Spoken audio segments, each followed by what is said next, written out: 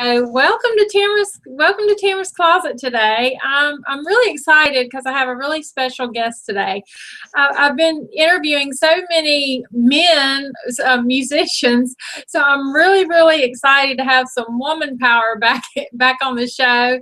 And this woman she's a rock instrumentalist who I've kind of been called on social media the guitar goddess because she has accomplished so very much, and she can play the hell out of a guitar, and she is absolutely drop dead gorgeous to boot. So she's got it all, and so I've been calling her the guitar goddess. She has been on countless magazine covers and in magazine articles. In my research, I'm finding all kinds of information on her that it's just really hard to keep up with her.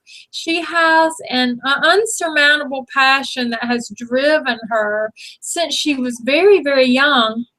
She went straight from college to flight school to become a pilot of regional jets, which I'm going to have her talk about a little briefly, in order to support her six-string habit, which we're going to talk about.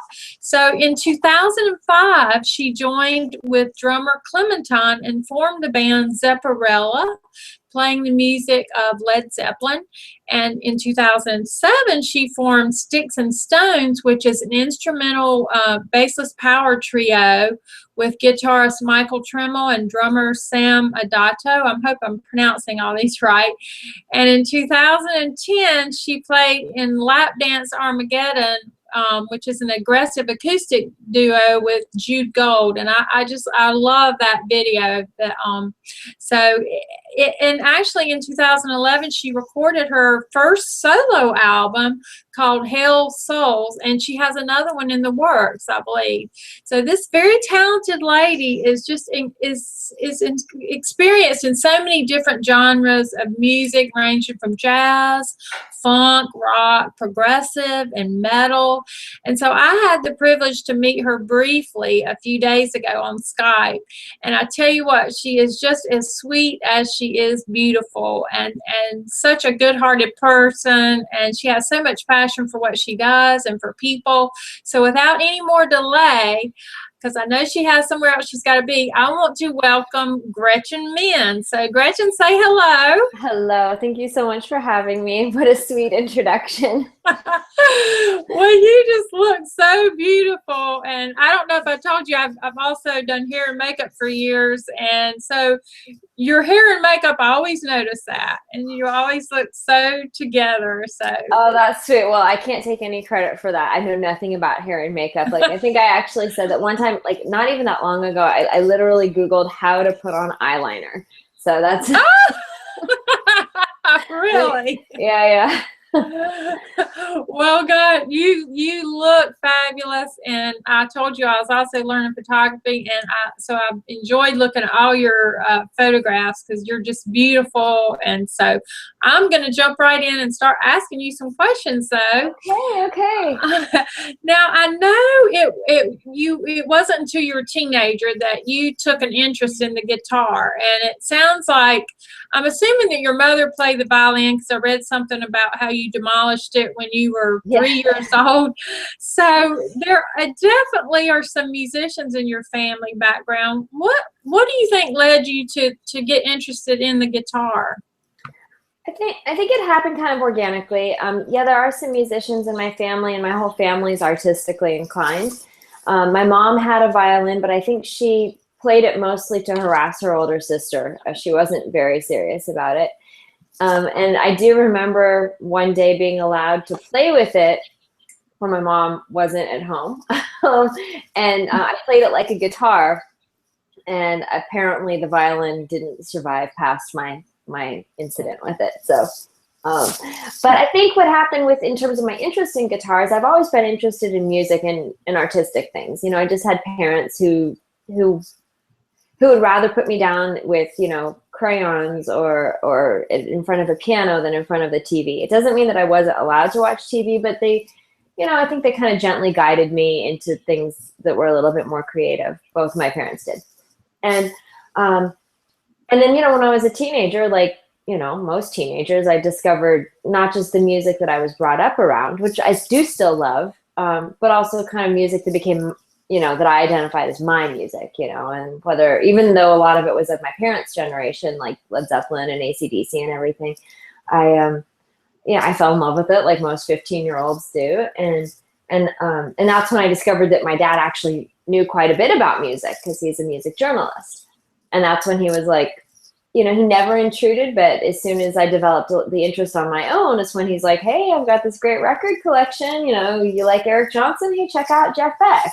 So it was more that as soon as I expressed interest, it became available.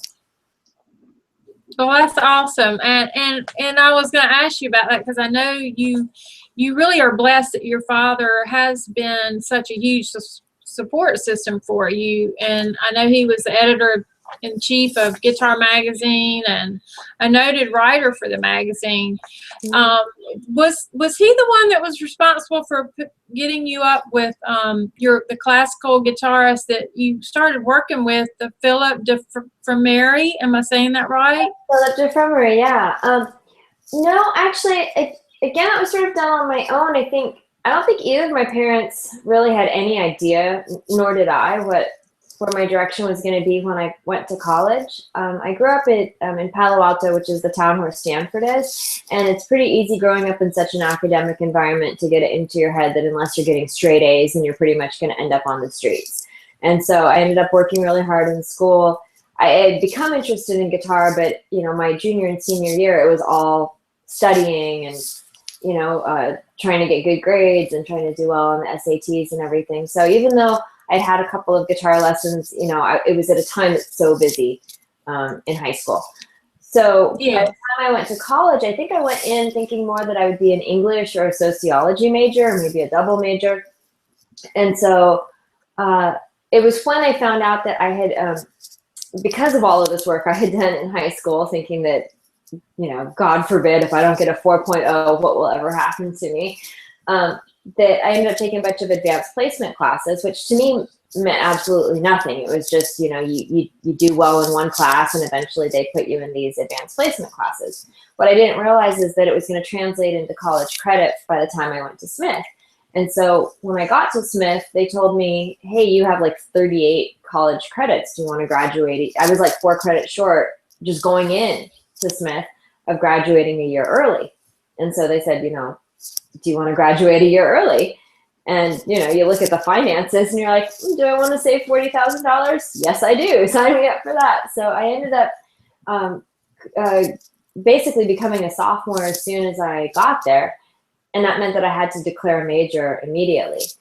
And you learn something about yourself when you're backed into a corner like that. And even though I really think of myself as, we're all a combination of intellectual and emotional and everything. And I think that where we make our decisions determine how, determine whether we're viewed as an intellectual person or an emotional person. And I learned that as much as I think of myself as a lot of times very intellectual in my decision making, I really made a big life decision from the heart, which was when put in that position of needing to determine what am I going to study in school, I realized that I just wanted to study what I wanted to learn. So I made the decision from kind of a pure place of that I knew I was in love with music, and I had just started playing classical guitar with Philip de Framery, and it was because he had this incredible reputation of being the most amazing teacher, and that his students all ended up with, perfect technique. I remember somebody told me that, and I thought, okay, sign me up for the course in perfect technique.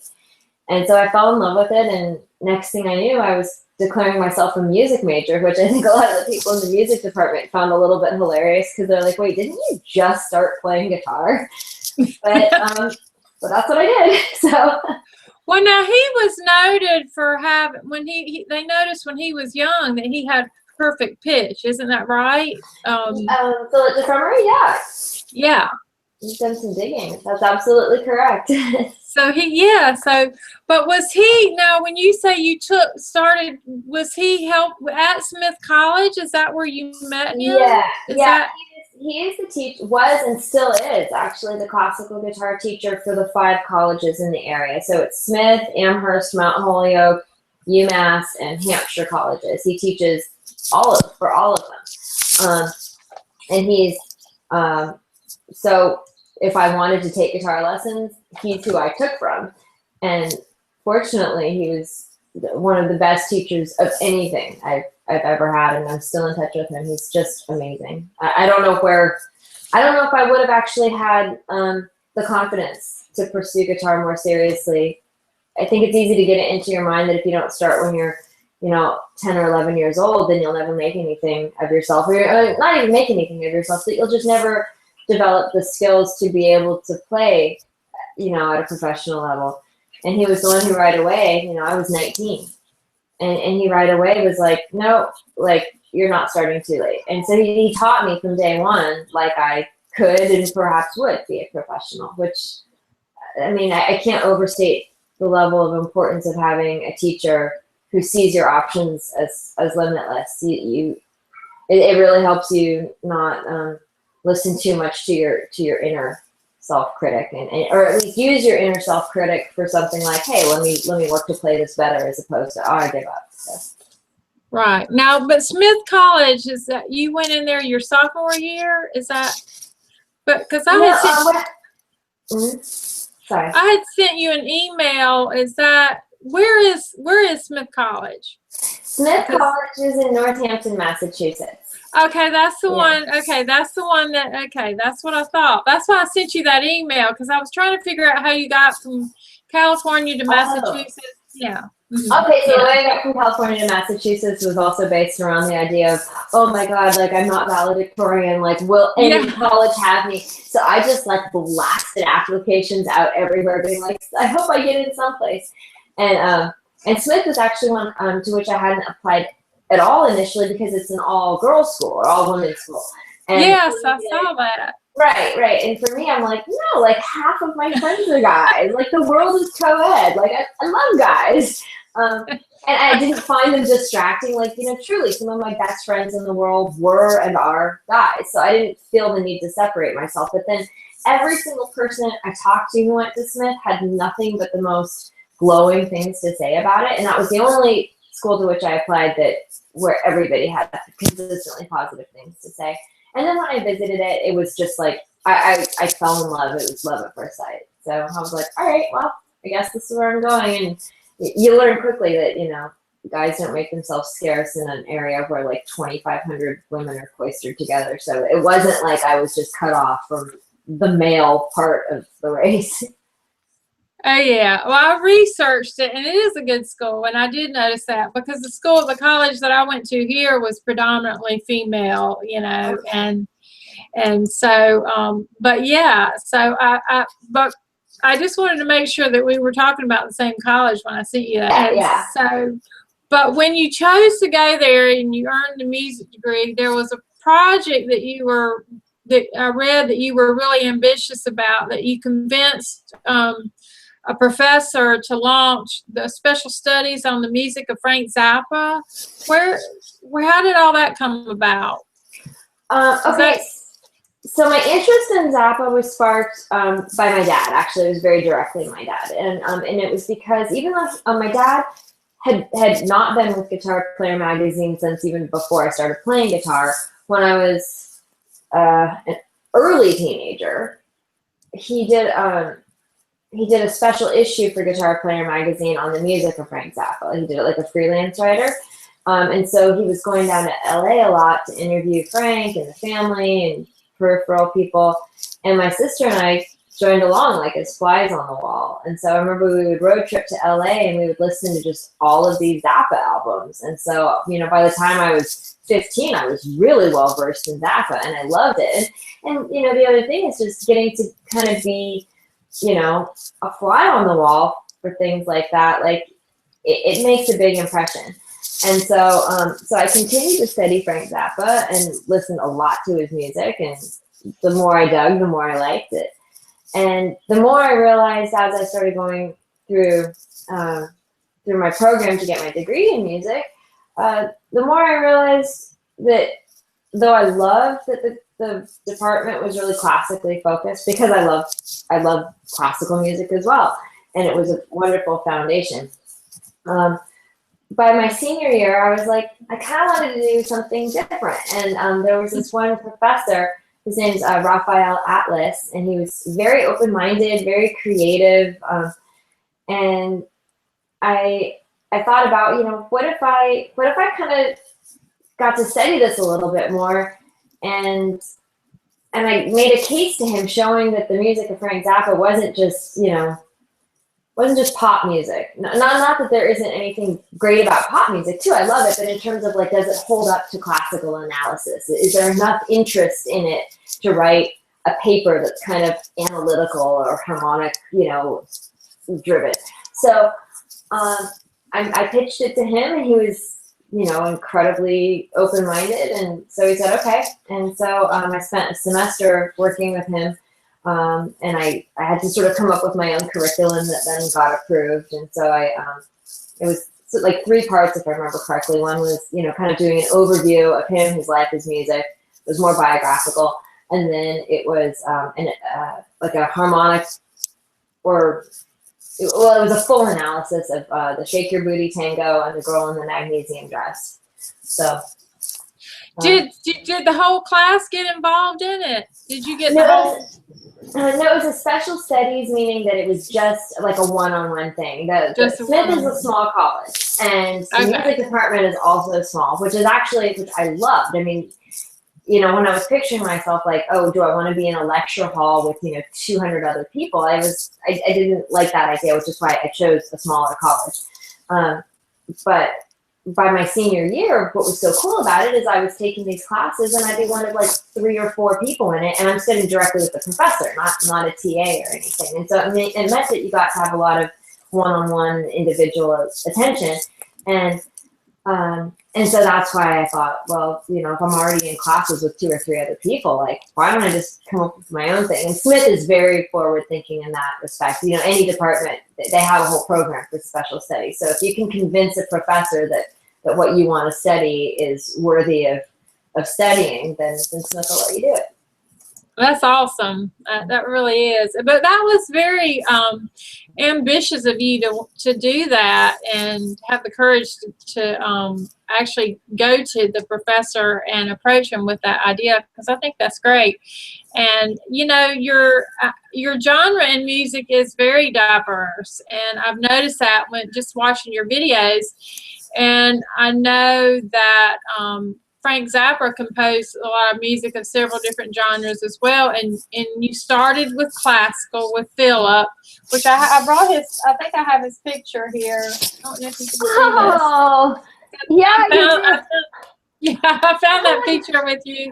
I think this was on Instagram. I'm not sure. Yeah, I did. I posted that. I think that was taken with my phone. Yeah. Sweet. So sweet for getting that. Yeah, well, I thought it was such a nice picture, and I could just tell by, I can't remember the caption under it, but I could tell that he was very important to you. Yeah. And I know that you've played like jazz and funk and rock and progressive and metal, but it sounds like after college you kind of moved more into the rock guitar. What do you say you're leaning more toward now? Do you have a favorite now, or do you still like changing it up? I think I don't have a favorite. I mean, what I've been listening to currently most, and this could change next week. I saw Steven Wilson recently, and it was amazing. I've been really into Kate Bush. Really into Stravinsky, and then really into string quartets just as an ensemble, and so listening to a lot of Mozart and Beethoven string quartets. So there isn't a genre that I like, there isn't a genre that I don't like. There's some that, for whatever reason, are more interesting to me in a certain time. And gypsy jazz. I've been really into like Django Reinhardt, as always. So that's never changed though, but a little bit more into him than recently. More into recently than usual. So I don't really, you know, I think the longer I play, the less I'm interested in defining myself by genre. And the more I just want to, you know, I have all these interests, and I kind of feel like you take them in, and if I try to, I don't know, I can't imagine trying to engineer something. I feel like you take things in, they become part of who you are as a musician and as a person. And then when you sit down to write, in some way, shape, or form, they come out. But I try not to control it too much. I try to just let it be free and natural. There are times that I do sit down though and say, okay, I want to try to write something with this new harmonic vocabulary, or I want to try to incorporate more of this idea. But in terms of like a larger genre, for my own music, I'm not really interested in trying to define or fit into one. Well, I mean, I understand that. I think, well, it kind of leaves your opportunities wide open as well, and allows you to be more creative, I think. And so actually, I think that's kind of a smart move. And I did want you to talk a little bit about the time where you went from college to flight school, and I know you did that to support your passion for guitars. But what made you choose being a pilot? How was that the solution? Well, I think I'll fly planes. That impressed me, but I was just like, not something that I could see myself. Oh, I think I'll go learn how to fly a plane. Well, okay, there was a little bit of the power of suggestion, and that was that there were flyers up at Smith College saying that discounts were available for college students at the local airport, which was in, well, you know, it's a bit of a walk, but it was within walking distance, and it was like 3 flight lessons for $99, and I thought, ooh, that's cool. Like, I want to fly a plane. So I just did it completely on a whim, and I really liked it, but then soon realized, like, this is crazy. Like, I don't have the time, I don't have the money, you know, I'm a college student, like, I can't just be dropping this money all the time because I don't have it. But then when I graduated early, it started, one of the things that I noticed as I stayed in music longer and as I talked to more and more musicians, was that a lot of people became very jaded, and a lot of people became really disappointed. And one of the most common things you'd hear about it is, oh, the music industry is tough. Oh, it's a tough business. It's a tough business. And I thought, okay, well, I don't want to become jaded because I'm really passionate about music and I love it. And there's something that's very pure about that for me. And I thought, okay, how do I protect this? How do I not become heartbroken by my passion? And it seemed pretty obvious to me. I'm like, well, what if I don't ask it to make money? You know, what if I ask not what my passion can do for me? You know, what if it doesn't become an issue of, do I pay my rent or do I join this band that I find abhorrent? So I didn't, so I decided, well, how many hours a day do I really think I'm going to be playing guitar? And as much as I would love to say, oh yeah, I play 12 hours a day, I actually don't know anybody who plays 12 hours a day for longer than maybe very short chunks of time. And even then, for myself personally, I don't have the concentration to do maybe more than about 6. Well, you know, if you're sleeping 8 hours a day and practicing for, say, 6, even on a good day, that's a good chunk of time you need to be doing something else. And I'm like, what if that something else is my day job? And what if my day job, what if I pick it carefully enough that it isn't like I come home and, you know, and I have no will to live, much less practice? And so I had worked during the summer doing things like working at a bar and, you know, the kinds of jobs you do summers in college. And I found them so, like, impossibly draining. I just remember getting home and not wanting to do anything and thinking, like, this cannot be how life is. Like, there's got to be something better. And so that's when I started thinking about, like, wait a minute, like, I know how much my flight instructor makes because I'm paying him. Like, I know when we're going flying, and it's when he says he's free. So, and I know there's airports all over the country. So that basically means I can work the hours I want, making money that, at least at the time, for a college student seemed like a huge amount of money, and make my own schedule. So I decided to go to flight school. And the way I justified it to myself is that flight school, if I was very dedicated with it, took about a year and cost about the same as a year of college. And I thought, okay, I'm graduating early. I had allocated in my mind and, you know, in sort of my lifespan, 4 years for education after high school, possibly more. But at least for now, it was 4 years of college. And I thought, well, why don't I if I'm going to get a music major, which, as much as my parents have always been so supportive, my mom was a little bit like, really, a music major? I thought, you know, then I can come out with a degree about something I'm super passionate in, And then also the skills of something that I really, really enjoy. I love flying. That's also a very clear skill. So, so that's why I did it. I think it's incredible. Now, have you flown? Has it been a while since you've flown now? I mean, piloted it. Is that? Yeah, it is. I mean, it's so funny. You know, I came up with this whole elaborate plan to engineer, you know, like, oh, clearly music would never happen. And I just want to be pure about it. And then I got so busy doing music that flying, I still renew my flight instructor's licenses. In fact, I'm in the process of doing it now. I have to do that every 2 years. But I haven't flown in quite a few years, not because I intend not to, but it's like you have to either do it or not do it. You can't just go flying once in a while. Like you do actually have to have your skills be sharp and jumps, you know, I don't want to say jumps through some hoops in a bad way, but it's like you have to get your medical, you have to make sure you're current. So it's kind of involved to stay current. Oh, absolutely. But I think that's great. I think it's great.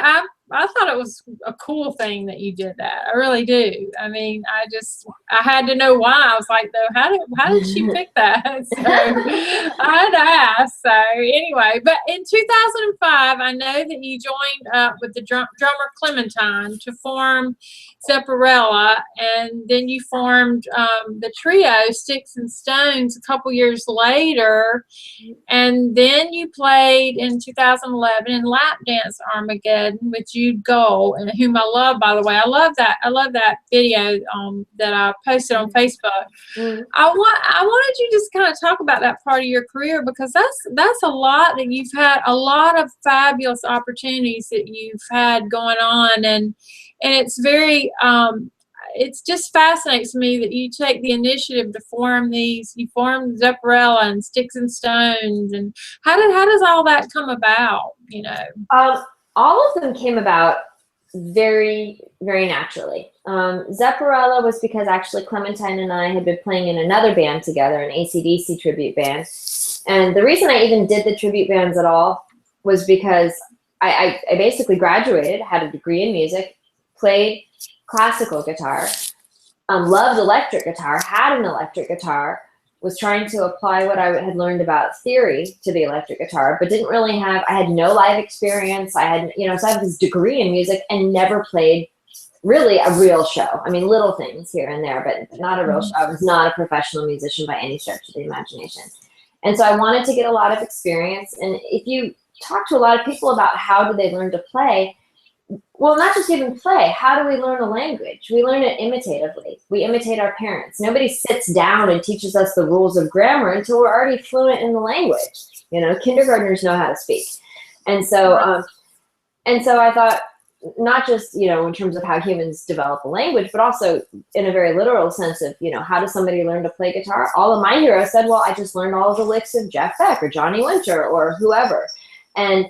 And so I realized, okay, if I have this opportunity, because tribute bands are kind of this thing right now, it's paid education, playing the music I love to play, you know, so it's something I'd be doing anyway, but now I get to do it with the pressure turned on a bit, so I'm more accountable, and I'm doing it in a live setting, which always just challenges you more, and you learn, you just become a more seasoned musician a lot more quickly. So the ability to play, you know, 150 shows in a year or whatever it was you learn a lot really fast. And so I was eager to get the grain off me as quickly as possible and start learning real world stuff, not just the academic side of music. And so Clementine and I met doing that band, and then she wanted to start a Zeppelin tribute band, and I was the greenest one in it, so I was like, oh, can I audition? And she's like, oh yeah, you're already the guitar player, whether or not you like it. So that's how Zepparella started, and we just kind of hit the ground running. Clementine was already, you know, she had toured the world with a metal band, and you know, I listened to her and just did what she told me. And you still play with them though. You still play together, yeah. Yeah, I love AC/DC. I love Led Zeppelin from the perspective of what music playing live. I gotta say, it is exhausting being Angus, and I don't know like how Angus is either the actual Angus Young or a friend of mine, Adrienne Connor, plays with Hale Souls. And just watching her, I just feel like I look at her, I'm like, I am the laziest performer. I mean, she runs around the stage and she rolls on her back and she nails all the licks and it's great. But for my personality, the Jimmy Page thing was a little bit easier. And also with Zepparella, we're not trying to imitate their movements or their clothing or anything. We're just trying to play the music, which felt right for Led Zeppelin to me. Yeah.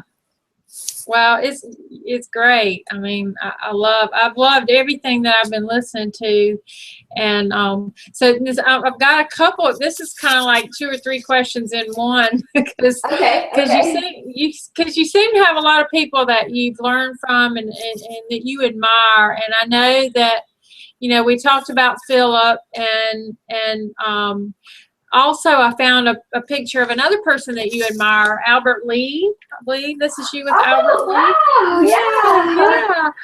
And this was interesting because I was reading about how he's known for his finger style and hybrid picking technique. And is this what I'm seeing you do some? And would you say that I guess my question is, who would you say is more of your mentor today and has the strongest influence in your career? And do you feel like you've developed some of these techniques from like Albert and from Philip, or just, how do you, because I even seen you using the bow on the guitar. And so you do a lot of different techniques. Well, thank you. The bow is directly from Jimmy Page, and in fact, interestingly enough, I was really adverse to doing it at all, just because I thought it was gonna. I love Led Zeppelin so much. I respect them each as players and them as a creative force together so much, and I was afraid that doing something that was kind of so showmany was going to be disrespectful to the music and kind of start verging towards Spinal Tap. So I was really against it at first, and then I got kind of muscled into doing it by the other girls in the band. And then the more I did it, the more I started really enjoying it and trying to do something musical with it. And it's a wonderful example of why I think it's so important to play live. It's really easy to sit in your bedroom and do all of these things that you like to do, but unless you're getting actual feedback, if music is a form of communication, the way we know if our intentions are going over is by seeing the feedback we get from other people. And, I could sit there for 6 months and work on some really intricate lick, play it, and find that it doesn't have the power to captivate an audience the way something else might. It doesn't mean that I shouldn't actually still follow where my muses lead me in terms of what I want to do, but it is also really important for me, or it has been important for me to be like, okay, I don't want to forget that this is something that connects with people. And if the idea is to make your intentions connect with people, then you need that feedback. So the bow was something that I kind of did very, very tepidly at first, and now it's one of my favorite moments of the show. As I've gotten more comfortable doing it, I've become, I guess, less. I'm not ashamed of doing it now. Like, I'm not embarrassed of doing it. I don't feel like I'm doing something that is, just like a goofy thing just for show. Like, I realize more and more how much Jimmy really, shaped sound in a different way. Right. So, in terms of things like hybrid picking and all of that, I think Eric Johnson was the first one who was a huge influence of mine. Or I don't want to say influence, because I feel like that always implies like that I don't know, like I feel like it draws a comparison that maybe to me feels a little bit arrogant. So let's just say that he's been a huge inspiration, and I admire him enormously. So I remember, he talked about hybrid picking. So early on, I kind of got that in my mind, and then also I think the combination of electric kind of general or regular picking technique with learning classical right hand technique. It's a pretty easy combination to do if you're comfortable with finger picking, as well as standard like flat picking. Right. Is there or is there one mentor in particular that, because I feel like a lot of us when we're working on our dreams, we even if we're not trying to mimic or model after someone, there's usually someone, I don't know, kind of like a go-to person, even if it's just for inspiration, like you said, or to. Is there someone you sort of mentor with, like, I don't know, when you need a lift, a pick-me-up even? Yeah, a lot of them. There's so many. I mean, for years, basically since day one and to this present day, Steve Morse has been one of my all-time favorites for a whole variety of reasons, not just his playing, which is so unique and so unmistakable, but his skills as a composer, which are, you know, you can, if you listen much to Steve Morse, you can tell that he isn't somebody who just, you know, learned some stuff and then he's not guitar centric, and you can tell his knowledge of composition, that he's put effort into that far beyond what I think a lot of guitar players do. And then on top of all of that too, you watch any interview or if you ever have the opportunity to chat with him, he is just the most humble, self-deprecating, hilarious, cool guy. And you realize how much who we are becomes how we play.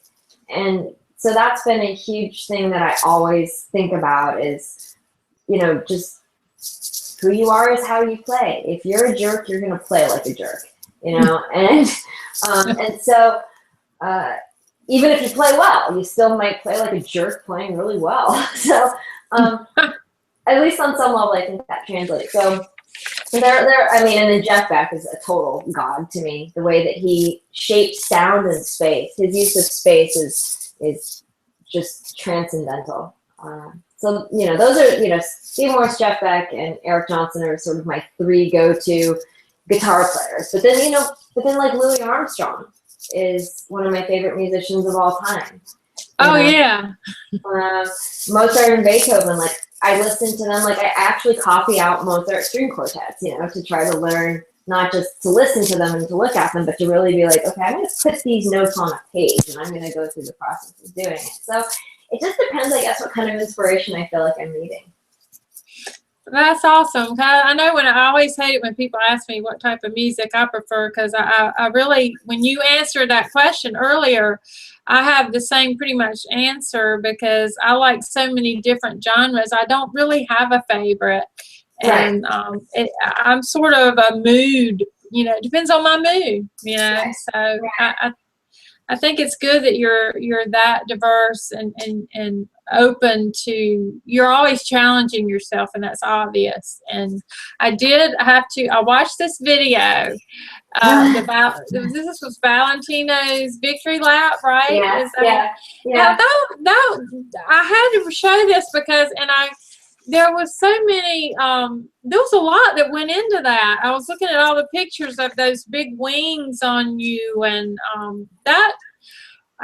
where did that inspiration come from? That was awesome. Well, I have to credit everybody else. Okay, so the way that this video came about for me was that I was just releasing my first album, or I was just getting ready to, and I realized, well, nobody really knows me other than, you know, from Zepparella and some of these other things that I've done. And I thought, and I talked to the guy, his name's Rob Preston at Get Real Productions. Actually, that's where I'm headed off to today for some more tracking for my next record.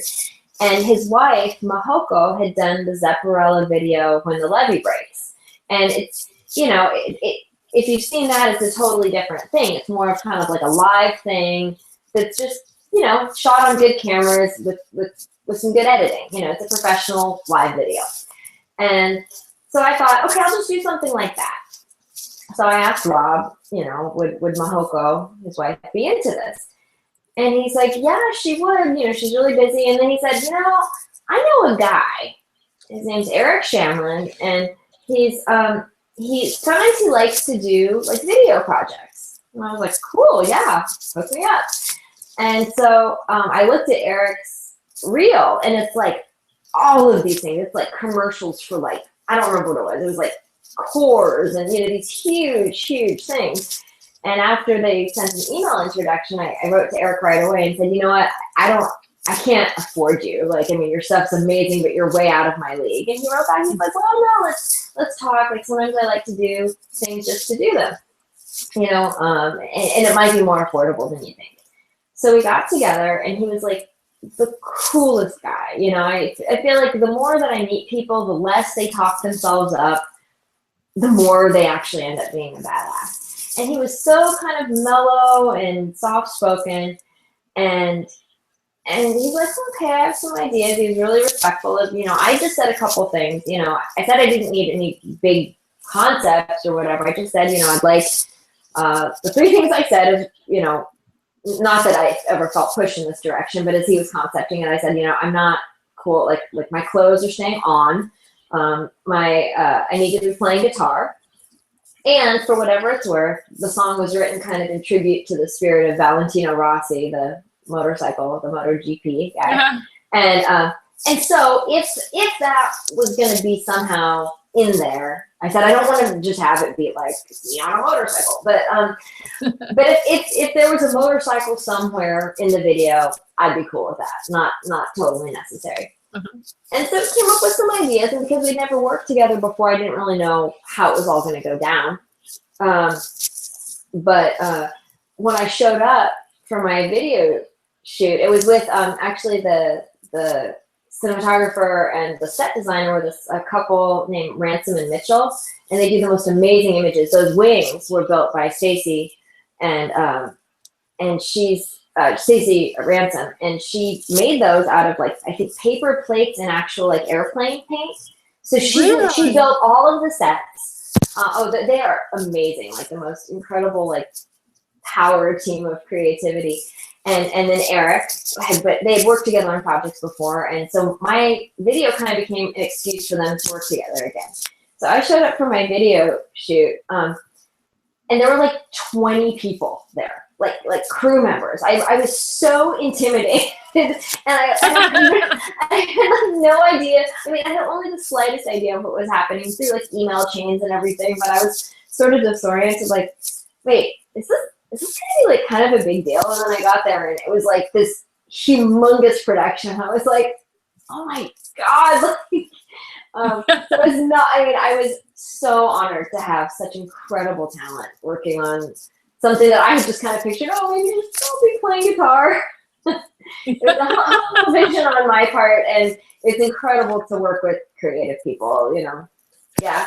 Well, I mean, because, you know, I saw that one picture of you where you're standing and they're just, the big wings are behind you. I thought it was like made out of metal, and I was like, God, that's got to be real heavy. And of course, I could see that there was something holding it up, but I can't believe it's made out of paper plates. I mean, I think they're huge. They still have them. I went back, actually. Ransom and Mitchell did the promo photo for Zepparella that's been on. That's been like our main press photo for a while. And so we went back to it was the first time I'd been back to their studio since then, and they still have the wings on the wall. So I reunited briefly with my wings, but they kept them. Well, I bet that had to be a fun shoot. That's why I brought it up, because it was so creative, and I really did like it.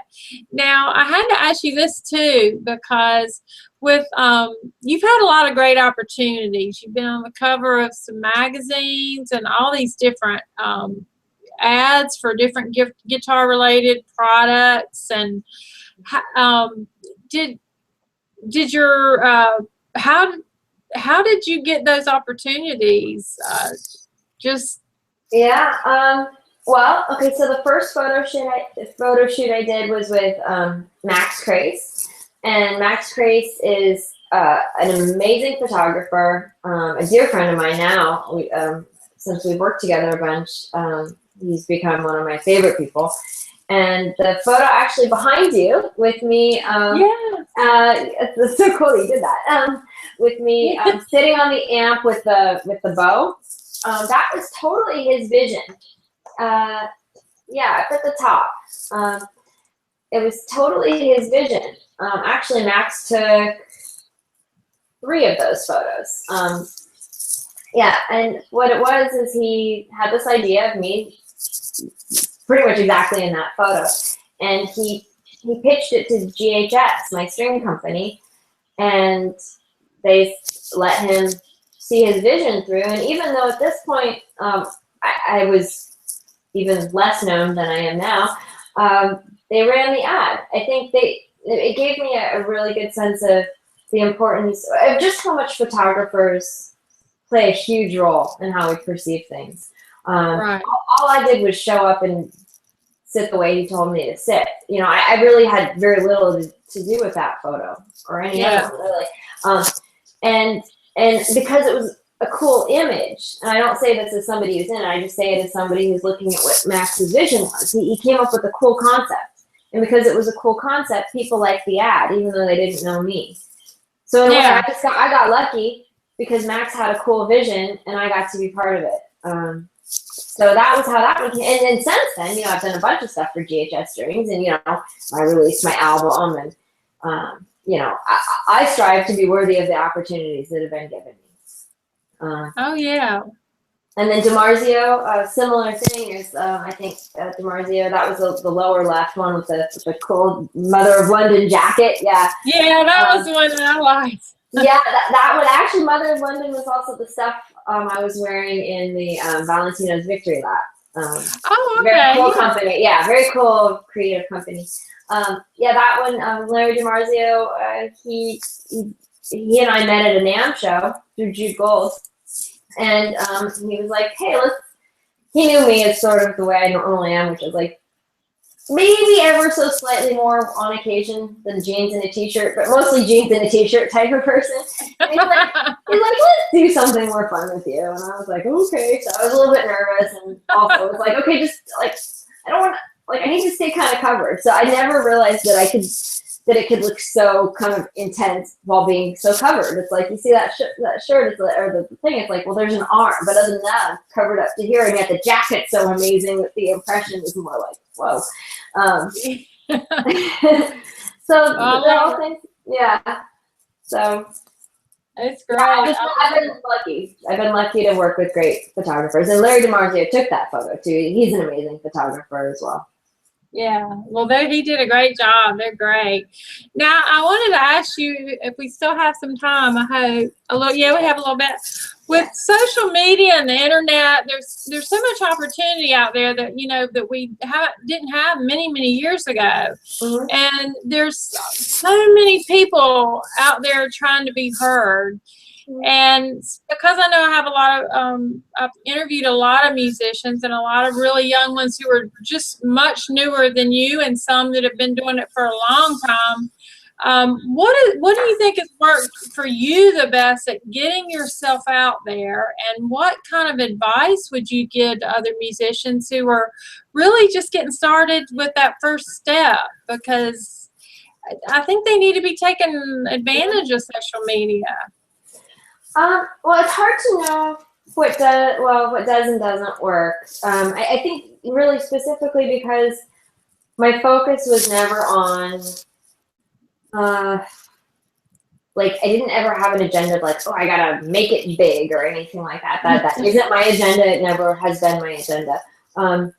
I feel like the things that I notice that I see working for people and not working for people, the most important thing is to stay connected to what you're doing and to believe in what you're doing and to do what you believe in. I think if you feel like you're compromising yourself artistically, that's always going to show through in the finished product. And I feel like you don't need to know anything about music to have a good bullshit meter. I think people intuitively have good bullshit meters. And so make sure that you believe in what you're doing, and then strive to do it the best you can. And if that means taking lessons, I still take lessons. You know, continuously be learning. The other thing is I know it sounds kind of funny, be a decent person.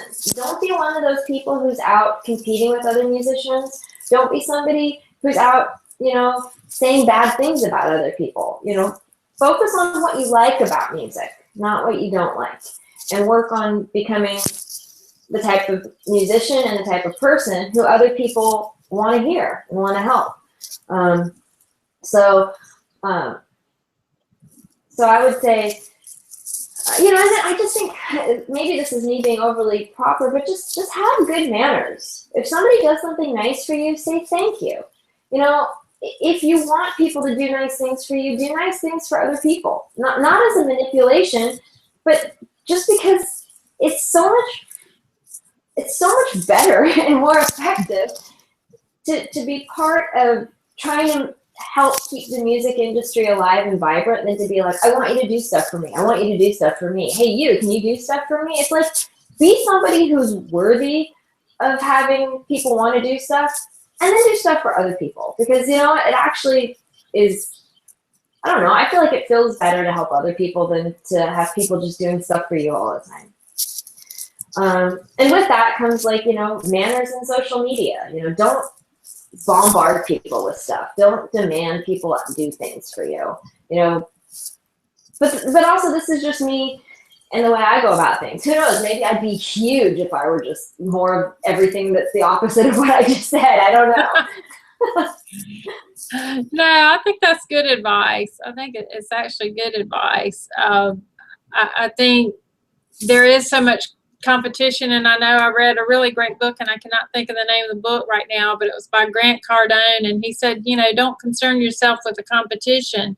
Just focus on, you know, doing what's right and following your passion, and you know, and like you said, just being a good person. And social media is an opportunity, like you said, to do just that, you know. So yeah, absolutely. And it's I feel like the more that people focus on what they don't like, the more they're going to have a hard time figuring out who they are musically, you know. And creating space away from social media and away from input can be really important. I just feel like I don't have the time to even allow something, you know, in to my time or my energy or whatever if I don't like it. And if I feel, the way I see it is, if I feel threatened by something, which I never do, not because there are plenty of people who just blow me away, but it's like, if you can recognize that feeling is a positive thing, which is, it's inspiring. You know, you just heard something that you like so much that you want to be able to do it. Great, go practice it. Or go email the person and say, oh my God, you're a badass. Can you show me how to do it? You would be shocked how many people have either not heard that. What they hear is terrible comments on YouTube. That's what they often hear. But to actually take the time to write to somebody who you admire and tell them you admire them, you know how many times that's gone wrong for me? Zero. Everybody likes to hear it. And chances are you'll not only make a friend, but you'll learn from them too. People love sharing what they know how to do. I love sharing what I know what to do. And it gives you the opportunity to learn if you can put aside your ego and recognize that you're a work in progress, that forget about being the best guitar player at anything. Music is not a competition. And if you look at it that way, so many people play guitar.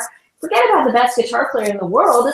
It's a huge accomplishment to be the best guitar player in your city. And even then, what does that even mean? You know, what criteria? So forget it. You know, find people you admire. Don't rip them apart. Learn from them. And if something doesn't float your boat, change the channel or go to a different video. So. Oh, absolutely. I think that's actually great advice, Gretchen. That's really great. So, I know you recorded your first album in 2011, Hale Souls, and I know we're running out of time, but I wanted to know, you're working on a new solo album, right? Yeah. That's right. That's actually where I'm headed off to, yeah. Okay. And is there anything that you can tell about that, or? Yeah. It's getting there. It's not something that is, you know, I'm taking my time to do it because it's a lot more compositional. But, you know, I'm always working on both my skills as a guitar player and as a composer. And so this project's bigger in terms of number of tracks, in terms of number of instruments. It's incorporating both my love of rock and my love of classical. It's not, like I said, specifically engineered, but it's more just kind of what's coming out as I take new things in. I'm working with some amazing musicians. one of my heroes, Daniele Gottardo, is helping produce it. He also was probably the only person I know who's working on, a specific type of composition blended with electric guitar. Thomas Perry is my drummer. He's playing drums for it. I have an amazing string quartet from Italy that's doing some stuff, on it. My sister's making a cameo. I was gonna ask if your sister, because I saw this picture and she sang on your first album, right? Yeah, Fading. Yeah. Fading. Yeah. Yeah. So more cameos and a larger role on this next one. Yes. Yeah. My little angel. Is it Kirsten or Kirsten? It's Kirsten. Kirsten. Okay. Yeah. Okay. Yeah. Well, so do you have now I know she sings it. Do you sing at all? No, only enough to annoy anybody around me. So. Okay. Nobody needs to hear this. Okay. All right. Well, I have a couple more questions, but I know we're running. I know you have to be somewhere. Are we out of time? Or? Yeah, I do need to hit the road, but I'll try to ask them and I'll answer them as concisely as I can. Well, you may have already, because I was just really about your sister and your upcoming album, and really I was just going to ask you where you see yourself headed over the next few years. What direction are you? Just continuing to learn as much as I can and grow as much as I can. I feel like I'd need 10 lifetimes to do what I feel like is the bare bones minimum. But a lot more composition, a lot more guitar, a lot more, hopefully, live shows, everything. Well, good. Well, I hate to end this because I know that I could just go on and on because there's so many questions I could have asked you, but I knew we were on a schedule and I'll just have to have you back sometime. Anytime you want. Thank you so much. Your career is really fascinating and exciting, and you have some great followers, I've noticed, and you're very inspiring. So I look forward to continuing to follow you and have you back on the show in the future. And I do wish you continued success. Don't hang up yet, Gretchen. Okay. Is there anything else you wanted to say before I? Thank you so much for having me. Thank you for what you're doing for music, artists, everything, and just an honor to be here. You're great. I can't believe how much research you did too. It's a pleasure to talk to somebody who's read so much. So thank you. It's really, really flattering. Well, I'm sure I'll still be doing more because I will have a blog article about you. And thank you for being here. It was an honor to have you. I also want to thank the viewers for their support, and make sure that make sure that you find Gretchen. She's got a website. It's just GretchenMenn.com. And you can also purchase her solo album on there. Stay tuned to my blog, tamarahscloset.com, for my upcoming article on Gretchen and for the replay of this interview. And then next week, I'm going to be interviewing a fabulous young man. He's a singer-songwriter, kind of country rock, Chase Allen, who in 2012 won the Nashville Top Independent Male Country Artist of the Year Award. So join me next Friday with Chase Allen. Stay tuned. Keep following Gretchen, and thanks for your support. And I will see you on the next Tamarah's Closet, and to your success and rocket.